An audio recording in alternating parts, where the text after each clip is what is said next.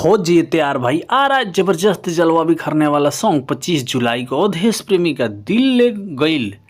गाने का टाइटल आप लोग देख रहे हैं 25 जून 2025 सुबह 6:45 पे रिलीज होगा गाना। आप लोग गाने का टाइटल देख रहे हैं दिलवा ले गईल।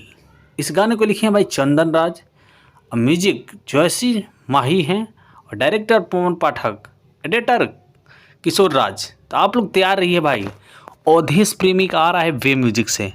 तो आप लोग पीछे देखे होंगे झूला झारखंड से, ये गाना कितना पॉपुलर था अवधेश प्रेमी का। इस गाने को आप लोग प्यार दुलार दिए और अवधेश प्रेमी पूरा टीम के साथ लेकर आ रहे हैं भाई। आप लोग देख रहे हैं आज में दो पोस्टर रिलीज हुआ अवधेश प्रेमी का। तो आसान उम्मीद है कि गाना आप लोग को पसंद आएगा। अवधेश प्रेमी का दिलवा ले गईल, यानी इस गाने को लिखे हैं चंदन राज, अवधेश प्रेमी गाए हैं। ये गाना वे म्यूजिक से रिलीज होगा भाई 25 तारीख को, यानी 25 जुलाई 2025 6:45 पे आप लोग सुबह के टाइम तैयार रहना भाई, मोबाइल खोल के अवधेश प्रेमी का फैन।